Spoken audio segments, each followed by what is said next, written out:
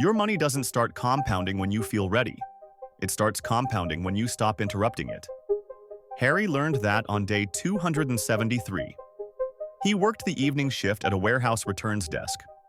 Gross pay, $44,732 a year. Take home, $2,917 a month. For the first 2 months, his investing account looked ridiculous. He'd hit buy, feel proud, and the balance barely moved. Sometimes it was down. Then, one random Wednesday morning, he woke up and saw this. His account was up $31 overnight. He hadn't deposited anything yet. That $31 was the first time the snowball pushed itself. In this video, I'm going to show you the 9 months before that moment. Not motivation. A simple runway that makes compounding possible. And the exact reason most people quit right before it starts. Because the real enemy isn't math, it's fragility. The Federal Reserve tracks a simple stress test, a $400 emergency.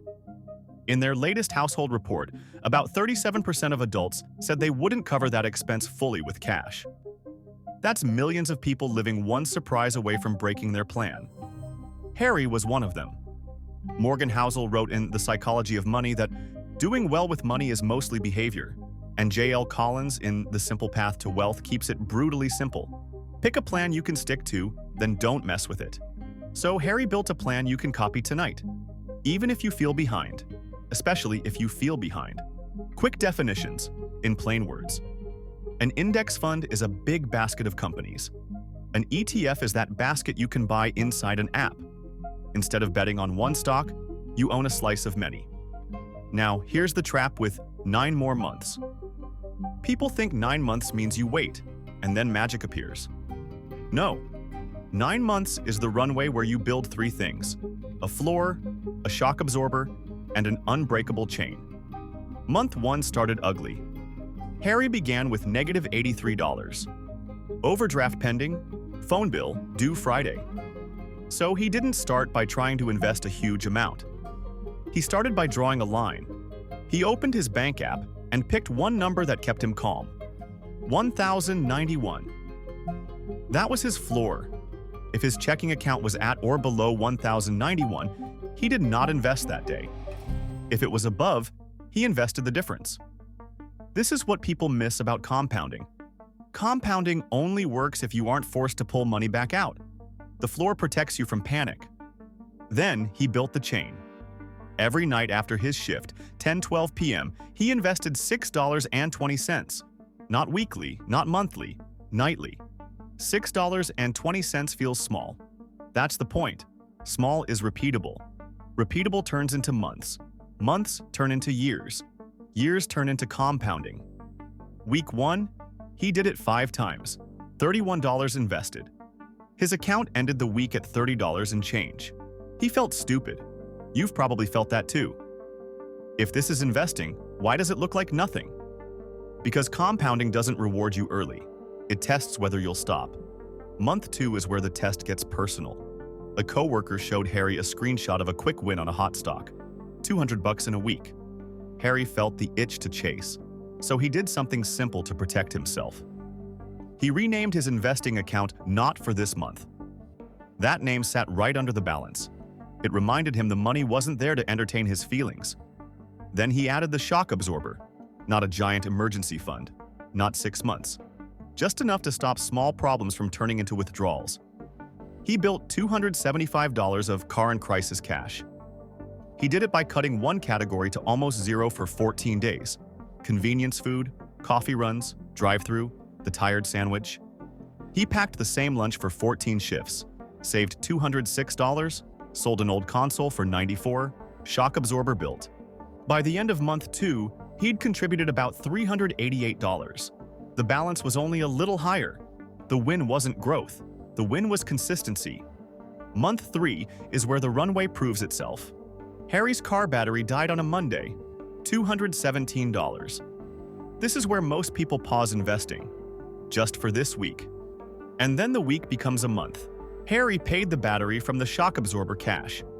And that night, 10-12 p.m., he still bought $6.20. That tiny action is the hinge. Because compounding isn't only money compounding, it's identity compounding.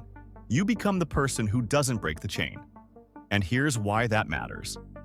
In the same Federal Reserve report, only about 55% of adults said they had set aside 3 months of expenses in a rainy day fund. So nearly half the country is one job wobble away from quitting on their future. Harry wasn't immune to wobble. He just built a buffer that kept him from touching investments. Month 4 is where everything got easier. Not because he suddenly had more money, because he stopped watching the wrong number. Harry kept staring at the dollar balance. Up, down, up, down. It made him emotional. So he switched his scoreboard to shares. Once a month, first Sunday, he wrote down one thing: how many shares he owned of that ETF. Shares don't drop when the market drops. Only the price does. So his progress stopped feeling like punishment. He also turned off investing app notifications. No price alerts, no breaking news, no random fear. This matters because a firm called Dalbar tracks investor behavior.